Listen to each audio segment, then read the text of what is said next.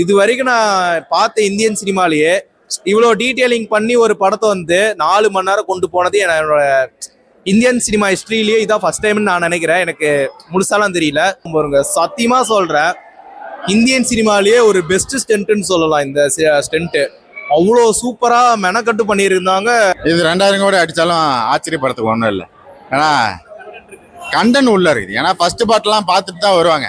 நம்ம பாகுபலிக்கு எப்படி அந்த 2 முன்னாடி விட்டுற மாதிரி விட்டு அதுக்கப்புறமேட்டு 1 கொண்டு வந்தாங்களோ அந்த மாதிரி இந்த படங்களும் கண்டிப்பா. இது படம் இல்லை, it's a documentary, it's a real footage documentary. So அந்த படத்தை மிஸ் பண்ணாம தேட்டரில் பாருங்க. தேட்டரில் பார்த்தீங்கன்னா அந்த எக்ஸ்பீரியன்ஸ் எல்லாம் வந்து பார்த்தோன்னா கூஸ் பம்ப்ஸ் ஆகும். கண்டிப்பாக படம்லாம் 10க்கு 10ன்னு கேட்டிங்கன்னு வச்சுக்கோங்களேன், இதெல்லாம் 1000 or 2000 3000 போய்கிட்டே இருக்கும். இதெல்லாம் வந்து பார்த்தோன்னா ஒரு 1000 வாலா பட்டாசு மாதிரி ப்ரோ. படம் ஸ்டார்டிங்கில் கொளுத்தி போட்டால் அப்படியே வெடிச்சுக்கிட்டே இருக்குன்னு வாங்க பார்த்தீங்களா, அந்த மாதிரி சீன் பை சீன் வெடிச்சது. போயிருக்கலாம். நீங்கள் விடிய ராமாயணம் கூட பாருங்க, நான் அதை வேணாம்னு சொல்ல மாட்டேன். பட் எனக்கு பர்சனலாக வந்து அவ்வளோ நேரம் தேவையில்லையான்னு தான் யோசிக்கிறேன். ஒரு 3.5 மணி நேரம், ஒரு 3.25 மணி நேரம் போட்டிருந்தாங்கன்னா நம்ம எண்டு கேம்லாம் அவஞ்சர் 2 கேம்லாம் பார்த்துருப்போம். அது ஒரு 3.25 மணி நேரம் படம், அதெல்லாம் வேற லெவலில் இருந்துச்சு. பட் அது மாதிரி இந்த 3.25 மணி நேரத்தில் சொல்லியிருந்தா நல்லா இருக்கும். நிறையா அந்த எபிசோடு வந்து 7 எபிசோடாக இல்லாமல் ஒரு 6 5 அந்த மாதிரி எபிசோடா இருந்துச்சுன்னா டைமிங் டியூரேஷன்லாம் கொஞ்சம் கம்மியா இருக்கும். ப்ரோ துரந்தர்லாம் கூஸ் பம்ப்ஸ் ப்ரோ. ஏன்னா படத்துல கூஸ் பம்ப்ஸ் இருந்தா பரவாயில்ல, படம் ஃபுல்லா கூஸ் பம்ப்ஸா இருந்தது. இந்த படம்லாம் அந்த அளவு லெவலுக்கு போயிருக்கு. இந்த துரந்தர் படம் பார்க்க போறதுக்கு முன்னாடி நான் இந்த துரந்தர் படத்துக்கு நான் எதுக்காக எக்ஸ்பெக்டேஷன் பண்ணி நான் இந்த படத்துக்கு போனேன் அப்படின்ற ஒரு ரீசன் சொல்லிடுறேன். ஸோ துரந்தர் பார்ட் 1ல வந்து பார்த்தோம்னா ரகுமான் தகீத் அப்படின்னு ஒரு கேரக்டர் ஒன்று வரும். ஸோ அந்த கேரக்டர் எவ்வளோ பெரிய பவர்ஃபுல் வில்லன் அப்படின்றது எல்லாத்தையுமே தெரியும். கண்டிப்பாக நீங்கள் எல்லாரும் துரந்தர் பார்த்துருப்பீங்க. ஸோ பார்க்காதவங்களுக்கு சொல்கிறேன், அந்த அளவுக்கு பவர்ஃபுல்லான ஒரு வில்லன் ரோலு. ஸோ ஆனால் இந்த படத்தில் வந்து பார்த்தோம்னா ரகுமான் தகீத் வந்து ஃபர்ஸ்ட் பார்ட்லேயே போட்டு தள்ளிடுவாங்க. ஸோ செகண்ட் பார்ட்டில் இவர் இல்லாமல் எப்படி இந்த படம் வந்து இருக்க போகுது அப்படின்னு நம்ம யோசிச்சுட்டு இருப்போம். ஏன்னா அந்த படத்தில் ரன்வீர் சிங்கோட வந்து அதிக ஸ்கோப் வரதே வந்து ரகுமான் தகீத் கேரக்டர் தான். ஆனால் இந்த படத்தில் பார்க்கும்போது இந்த கேரக்டரே போயிருச்சு. எப்படி வந்து இவ்வளோ கிரிப்பாக கொண்டு வர போகிறாங்க அப்படின்னு நான் யோசிச்சுட்டு இருந்தேன்.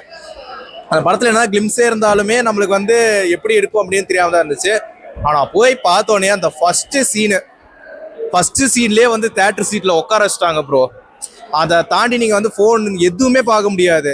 ஃபர்ஸ்ட் சீனில் அந்த ஆரி ஆரின்னு ஒரு சாங் வரும் பாருங்க, அதில் ஃபைட் சீன் ஓப்பன் ஆகும் பாருங்க. சத்தியமாக சொல்கிறேன், இந்தியன் சினிமாலேயே ஒரு பெஸ்ட் ஸ்டென்ட்னு சொல்லலாம். இந்த ஸ்டென்ட்டு அவ்வளோ சூப்பராக மெனக்கட்டு பண்ணியிருந்தாங்க.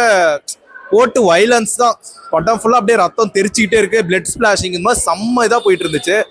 அந்த சீனாக இருக்கட்டும். இன்னொன்று வந்து ரகுமான் தகீத் இறந்துட்டாருன்ற போது இப்போ அந்த இடத்துக்கு இவர் வருவாருன்ற மாதிரி ஒரு சீன் காட்டுவாங்க, ஒரு மாஸ் எலிவேஷன் சீனு.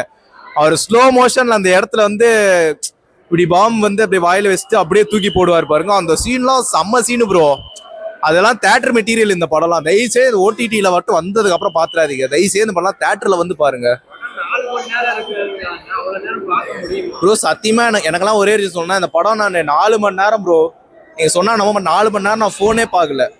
அந்த அளவுக்கு இன்ட்ரோல்ல பார்த்தது அது வேற விஷயம். பட் 4 மணி நேரம் அந்த படம் போகும்போது அந்த படத்தோடய நான் ஒண்டிட்டேன். ஏன்னா இப்போ இன்னைக்கு தமிழ்ல ரிலீஸ் ஆயிருச்சு, நான் ஹிந்தியில பார்த்த படம். ஸோ ஹிந்தியில பார்த்தன்றதுனால எனக்கு ஹிந்தி அவ்வளோக்கா தெரியாது, ஹிந்தி தெரியாது. பட் ஆனால் நான் இங்கிலீஷ் சப்டைட்டில் வச்சு தான் படித்தேன்.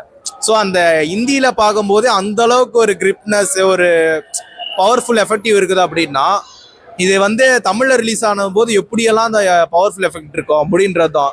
ஏன்னா இந்த படம் நான் ஒன்ஸ் மோரா தமிழ்ல பார்த்தே ஆகணும் ப்ரோ. ஏன்னா படத்துல நிறைய விஷயம் வந்து பார்த்தோம்னா பேட் வேர்ட்ஸும் பேசியிருக்கிறாங்க, நிறைய ப்ரொபகண்டா சீன்ஸும் இருக்குது, ரொம்ப ரேர் ஃபுட்டேஜும் வந்து பார்த்தோன்னா அந்த படத்துல அங்கங்கே ஆட் பண்ணியிருக்கிறாங்க. இந்த மாதிரி நிறைய இருக்கும். ஆனால் வைலன்ஸ் வந்து தூண்டி விடுற மாதிரியும் நிறைய சில சீன்ஸ் எல்லாம் இருக்குது. ஆனால் இந்த சீன்லாம் இந்த படத்துக்கு தேவை. இதெல்லாம் வந்து பார்த்தோம்னா அவங்க சீன் பை அவங்க கிரியேச்சர் பண்ணல ப்ரோ, இதெல்லாம் உண்மையாலுமே நடந்த கதை. ஸோ உண்மையாலுமே நடந்த கதையை வந்து அவ்வளோ டீட்டெயிலாக நான் எனக்கு தெரிஞ்சு சொல்கிறேன், இது வரைக்கும் நான் பார்த்த இந்தியன் சினிமாலேயே இவ்வளோ டீட்டெயிலிங் பண்ணி ஒரு படத்தை வந்து 4 மணி நேரம் கொண்டு போனது என்னோட இந்தியன் சினிமா ஹிஸ்ட்ரியிலேயே இதான் ஃபர்ஸ்ட் டைம்னு நான் நினைக்கிறேன். எனக்கு முழுசாலாம் தெரியல. ஆனால் 4 மணி நேரம் தொடர்ச்சியாக அவங்கள வந்து எந்த விதத்துலையும் டிசாப்பாயின்மெண்ட், அதாவது திசை திருப்பாமல் ஒரு படத்தை எடுத்தாங்க அப்படின்னா நான் துரந்தர் கண்டிப்பாக சொல்லுவோம் ப்ரோ. துரந்தர் பார்ட் 1 இருக்கட்டும், துரந்தர் 2 இருக்கட்டும். எப்படியே துரந்தர் பார்ட் 1 வந்து பார்த்தீங்கன்னா 1800 கோடி அடிச்சதோ அந்த மாதிரி இந்த படம் அதுக்கும் மேலேயே கலெக்ஷன் பண்ணோம். ஒரு நல்ல பாப்புலரிட்டியாக போகும் ப்ரோ படம் கண்டிப்பாக, சீரியஸ்லாம். இன்னொரு வந்து ஆஸ்பெக்ட் என்னன்னா சாங்ஸு. ஸோ சஷ்வந்த் சச்தேவ் அவர் தான் பண்ணியிருந்தாரு. அவரோட அந்த மியூசிக்கே வந்து பார்த்தோன்னா ரொம்ப ரொம்ப சூப்பராக இருந்துச்சு. எதுவுமே வந்து பார்த்தோன்னா இந்த படத்துக்கு தேவையில்லாத சீன், தேவையில்லாத பிஜிஎம் அப்படின்ற மாதிரிலாம் எதுவுமே இருக்காது. நீ அந்த படத்தை போட ஒவ்வொரு பிஜிஎம்மும் இந்த படத்தோட எலிவேஷன்ஸ் தான். உங்களுக்கு நெகட்டிவாக சொல்லணும் அப்படின்னா ஒரு 2-3 சீன்ஸில் வந்து பார்த்தோன்னா கொஞ்சம் சவுண்ட் எஃபெக்ட்ஸ் ஓவராக இருக்குதோ அப்படின்ற மாதிரி, கொஞ்சம் லைட்டாக காது கரைச்சலாக இருக்கும் அப்படின்ற மாதிரி ஒரு சில விஷயம் தோணும். பட் அந்த அடுத்த சீன் அப்படி யோசிக்கிறதுக்குள்ளே அடுத்த சீன் ஒரு எலிவேஷன் கொண்டு வருவாங்க பார்த்தீங்களா, அதெல்லாம் கிரேட் டைரக்ஷன் ப்ரோ. இது அவராக இருக்கட்டும். இன்னொன்று இந்த படத்தோட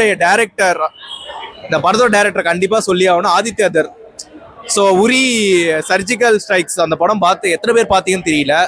அந்த ஒரே படத்துலேயே வந்து பார்த்தோன்னா மேக்கிங்ஸ் வந்து பார்த்தோன்னா அவ்வளோ சூப்பராக பண்ணியிருப்பாங்க. ஒரு ஆர்மி லைஃப் எப்படி இருக்கும் அப்படின்றது வந்து அவ்வளோ சூப்பராக இருக்கும். அப்படி அந்த அளவுக்கு வந்து கொண்டு போயிருப்பாங்க. ஸோ இதெல்லாம் தாண்டி இதுக்கு மேலே ஒரு பெஸ்ட் கொடுப்பாரான்னு போது துரந்தர் பார்த்தேன். அது வந்து சூப்பராக இருந்துச்சு அப்படின்னு. எனக்கு பார்ட் 2 போட்ட போது கூட வந்து பார்த்தோன்னா இது பார்ட் 1 லெவலுக்கு இருக்குமான்றது எனக்கு அப்போ ஒரு கேள்விக்குறியாக இருந்துச்சு. ஆனால் பார்ட் 2 பார்த்ததுக்கப்புறம் 2 படத்தில் எது என்கிட்ட பெஸ்ட்டுன்னு கேட்டீங்க அப்படின்னா, இந்த மண்டேலா படத்தில் யோகி பாபு ஒரு டைலாக் சொல்லார் பார்த்தியா, சத்தியமாக முடிவு பண்ணவே முடியல அப்படின்னு. அதுதான் சொல்ல முடியும். ஏன்னா இது படம் இல்லை, it's a documentary, it's a real footage documentary. So அந்த படத்தை மிஸ் பண்ணாமல் தேட்டரில் பாருங்க. தேட்டரில் பார்த்தீங்கன்னா அந்த எக்ஸ்பீரியன்ஸ்லாம் வந்து பார்த்தோன்னா கூஸ் பம்ஸ் ஆகும் கண்டிப்பாக. ஆனால் இன்னொரு ரெஸ்ட்ரிக்ஷன் சொல்கிறேன், தயவுசெய்து இந்த படத்துக்கு குழந்தைங்களோட வராதிங்க. ஏன்னா இது குழந்தைங்களுக்கான படம் இல்லை.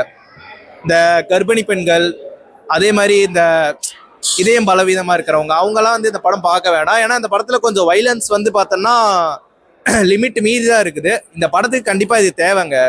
இந்த படத்தில் வைலன்ஸ் வந்து பார்த்தோன்னா தேவையில்லைன்னுலாம் சொல்ல முடியாது. ஸோ இது வந்து இவங்களுக்கான படம் இல்லை.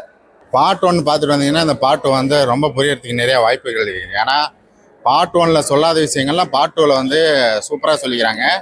அதுக்கப்புறமேட்டு பல ரிவ்யூஸை பார்க்கும்போது மோடியை பற்றி தப்பாக பேசிக்கிறாங்க, இதில் அந்த டிமானிசேஷன் பற்றி பேசிக்கிறாங்க.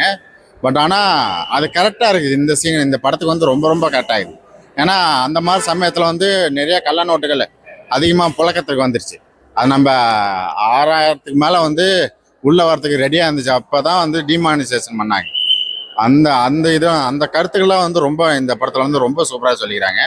இதில் ரொம்ப ப்ளஸ் பாயிண்ட்டு மியூசிக்கும் ஆக்ஷன் இதுதான், ஸ்டண்ட்டு தான். ஃபுல்லாகவே ஸ்டண்ட்டு, படம் ஃபுல்லாகவே ஒரு மாதிரி ஸ்டண்ட்டாகவே இருக்கும். ஃபர்ஸ்ட் ஹாஃபில் கொஞ்சம் லேக் இருக்கிற மாதிரி. ஏன்னா அந்த ஃபஸ்ட்டு பார்ட்டில் சொல்லாத விஷயங்கள்லாம் டைலாக்காக வந்து இந்த ஃபர்ஸ்ட் ஹாஃபில் ஃபுல்லாக சொல்லியிருப்பாங்க. அதனால் ஒரு மாதிரி ரொம்ப சூப்பராக பண்ணியிருக்காங்க. இந்த மாதிரி படங்கள் வந்து எல்லாரும் பார்க்க வேண்டிய படங்கள் தான்.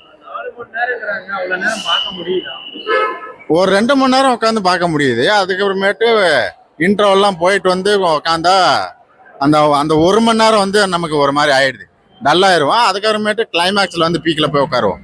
பட் ஆனால் அந்த இவ்வளோ நேரம் தேவையான்னு நான் யோசிக்கிறேன். ஏன்னா ஃபஸ்ட்டு பார்ட்டு வந்து 3.5 மணி நேரம் படம். அது நம்ம ஓடிடியில் நாங்கள் பார்த்தனால பாஸ் பண்ணி உட்காந்து பார்க்கலாம். பட் ஆனால் தேட்டரில் அப்படி பார்க்க முடியாதுல்ல.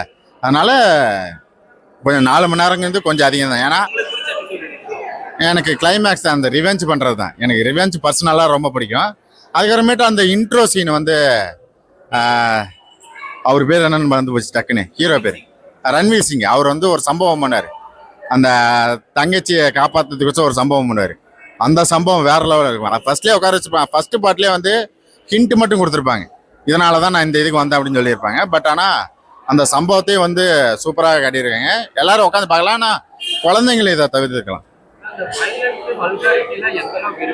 நிறைய கெட்ட வார்த்தைகள்லாம் வரும், வயலன்ஸ் நிறையா இருக்குது. அதுக்கப்புறமேட்டு ரத்தம் தெரிக்கும் காட்சிகள் அதிகமாக இருக்குது. அதனால் நீங்கள் அதெல்லாம் கவனத்தை வச்சுட்டு தான் குழந்தைங்களை கூப்பிட்டு வராமல் பெரியவங்களாம் உட்காந்து பார்த்தாங்கன்னா என்ஜாய் பண்ணி பார்ப்பாங்க. ஒரு 4 மணி நேரம் நம்ம சீரியல்லாம் நிறைய பேர் பார்த்து தாங்கிறாங்க. அதனால் வெப் சீரிஸ் பார்க்குறவங்க நிறைய பேர் இருக்காங்க. அதனால் அவங்களாம் பார்த்தாங்கன்னா கொஞ்சம் இன்ட்ரெஸ்டிங்காக இருக்கும். இல்லை, நான் ரேட்டிங் அடக்க மாட்டேன். எனக்கு பர்சனலாக படம் ரொம்ப பிடிச்சது. அதனால் எல்லாரும் பார்க்கக்கூடிய படம். கண்டிப்பாக இந்தியன்ஸாக இருந்தால் கண்டிப்பாக இந்த படத்தை உட்காந்து பார்க்கணும். அது மட்டும் தான் இருக்குது, வயலன்ஸ் வல்கரிட்டி தான் இருக்குது. ரொம்ப சென்சிட்டிவான பர்சன்லாம் இந்த படத்தை பார்க்க முடியாது. இப்போ நம்மள மாதிரி யங்ஸ்டர்ஸ்லாம் பார்த்தாங்கன்னா இந்த பெரியவங்களே ஃபைட்ஸ்லாம் விரும்பி பார்ப்பாங்கல்ல, அந்த ஹாலிவுட் படம்லாம் பார்ப்பாங்களா, அவங்களாம் வந்து பார்த்தாங்கன்னா கரெக்டாக இருக்கும். ரொம்ப வல்கரிட்டியாக சீன்லாம் யூஸ் பண்ணியிருக்காங்க. ஸ்டார்டிங்கில் கொஞ்சம் கெட்ட வார்த்தைலாம் யூஸ் பண்ணியிருப்பாங்க. அதனால தான் இது வந்து 18+ மட்டும்தான் பார்க்கணும். 18+ இல்லை 20+ கூட பார்க்கலாம். ஏன்னா இது ரொம்ப நிறைய வல்கரிட்டி, வெட்டுறதெல்லாம் வந்து அப்படியே காமிச்சிருப்பாங்க. அதனால ஃபேமிலியாக கொஞ்சம் பார்க்கறத அவாய்ட் பண்ணிட்டு பசங்களாம் போய் பார்க்கலாம், நல்லா இருக்கும். நல்ல ஓப்பனிங் அடிச்சிருக்கு. ஒரு 2000 crore அடிக்குமா? மேபி அந்த ஃபர்ஸ்ட் பார்ட்டே அடிச்சிச்சு இல்லையா, நேத்தே பார்த்தீங்கன்னா 160+ crores வந்து தாண்டிடுச்சு. ஹிந்தியில் ரிலீஸ் ஆனப்போ இப்போ தமிழில் எல்லா இதுலேயுமே ரிலீஸ் ஆயிருக்கு. ஸோ வரத்துக்கு வாய்ப்பு இருக்கு.